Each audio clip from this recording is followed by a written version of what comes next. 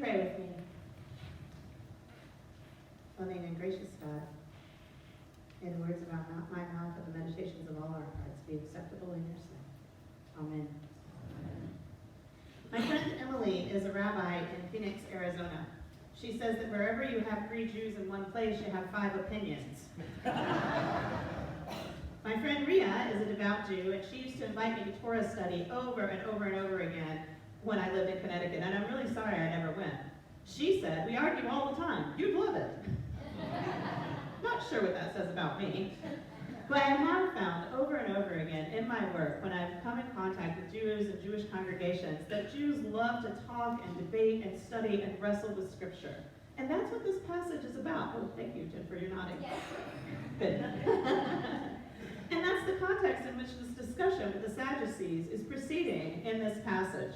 They're a devout group of Jews. They adhere strictly to the Torah, the first 5 books of the Bible written by Moses, and they don't find any evidence that supports resurrection of the dead in those texts. The Pharisees, who are another sect of Jews, and Jesus, find other books to be revelatory of God's story with God's people, like Daniel and Isaiah, and in those books they do find arguments that support the idea of the resurrection of the body. There's this long tradition of studying the Torah and other rabbinic literature that demands this engagement with the text, not just accepting them. So it's not surprising that these people, the Sadducees, want to engage Jesus about his ideas about resurrection. And it's a very common way to begin. Teacher, Moses wrote, because Moses wrote the Torah, right? Or at least that's the tradition. That's a common opening gambit in these discussions and debates. But here, it's also an attempt to trap Jesus a little bit, to take the logic of resurrection to its most extreme example in Jewish law. So this thing of a widow being married to her husband's brother, that's called levirate marriage. It was basically a law that was intended to help take care of widows and orphans, because that was very important in the Jewish tradition. So the idea was that if a woman's husband died, because women were in that society mostly property, she wouldn't have any way to continue to live without being poor and begging on the streets. And so the idea was that it was the brother's obligation to marry her, to take care of her. Jesus would have known about this, of course, and approved of it, as Jewish law was pretty clear about the need to care for widows and orphans, but that's really not the story, or the point of the story. The point is that what the Sadducees, and probably all of us, imagine the resurrected life is like this one, right? That it would just be a continuation of what's here and now. So if you were married in this life, you'd be married in the resurrected life. And so how does that work if there were 7 different husbands? But Jesus really wants to move us beyond that conception to something more radical. When they ask who will be her husband, it's because they want to trip him up. They want to show him to be a fraud. But it's also a failure of imagination, that resurrection couldn't be anything different than what we already know. But Jesus has an entirely different vision. He says those in the age to come won't marry or be given in marriage. They are children of God, since they are children of the resurrection. He's proclaiming a way of being that people have a very hard time imagining. The Sadducees have a vested interest in looking at now and looking backwards. They believe it's the only way to be faithful. That's not their fault. They want to keep the Torah as closely as they possibly can. But Jesus and the Pharisees believe, as the UCC say, that God is still speaking.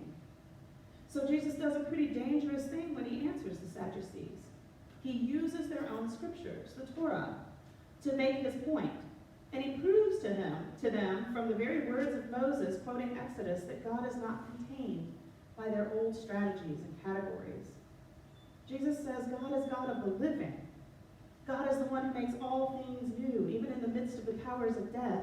The power of resurrection that I represent, Jesus says, is so overwhelming, so new, so relentless, that you who are so concerned with only what you have known cannot fathom the unimaginable power and beauty that waits for those who believe.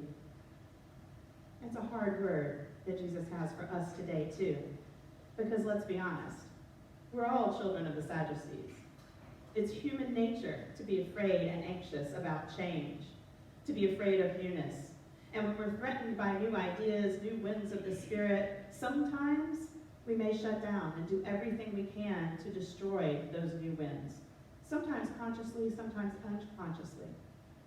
As human beings, we all know that change can bring uncertainty, discomfort, and fear. And sometimes I feel that even here among this amazing community. I hear that we maybe want to go back to a time before when things were different, when certain people were here, when there were more people here, when whatever. But I think I can invite us to something bigger, based on what Jesus is teaching us here. I want us to open ourselves to the reality that God truly is doing something new and amazing among us. I feel it every time I'm among you. Whether it's here in worship, whether it's out doing something, I know that the Spirit is here among us doing new things. I wouldn't have moved 1,300 miles if I didn't believe this. We are not moving backwards in this community. We are moving forward, seeking to authentically follow where the Spirit is leading today. November 10th, 2019, nearly 38 years after this community was founded. I don't know where we're going, to be honest. I just know that we are called to do that together.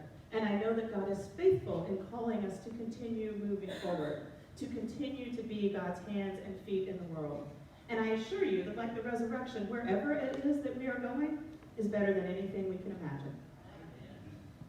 It may mean the shattering of some things we have known and been certain of. It may mean the end of our ability to try to control how God moves in this place, because God will move with or without us. This is something I learned early on. Can't control it. Definitely want to. Definitely want to. It means that this dangerous power of truth breaking out against oppression is going to be lived out among us. For God is the God of the living. And the life God creates won't be limited or overridden or defeated by my love of control or anybody else's. I can hope that's why you're here today. Not to reassert some death grip on the way things used to be, but to bear witness that God is the power of new life. That's what I feel here. Or if that's not what we're doing as keepers of this tradition, if we're just maintaining, if we're just holding on to what we know, then we need to look elsewhere. Because life happens when we keep moving. God, as she has repeatedly demonstrated in the past, has little patience for institutions that do more to squelch spirit than to give her wings. If God is still speaking, she is speaking through us, God's body here on earth. And what is God saying? God is with us, in spirit, in truth, at work giving life whether we choose to receive it or not. God is setting loose the power of resurrection whether we choose to be part of that new reality or not. For it's not some religious fantasy. Resurrection is the new lease on life. It's the freedom implicit in our call as Christians to be all that we can in our deepest humanity. Our God is a God of that which lives, not that which dies. Like Jesus showed the Sadducees, we are called to show the world another vision. What could the world be like? This may be the most important gift that we as a community can give to the world. May we continue to do that, always moving forward on the fresh winds of the Spirit. Amen.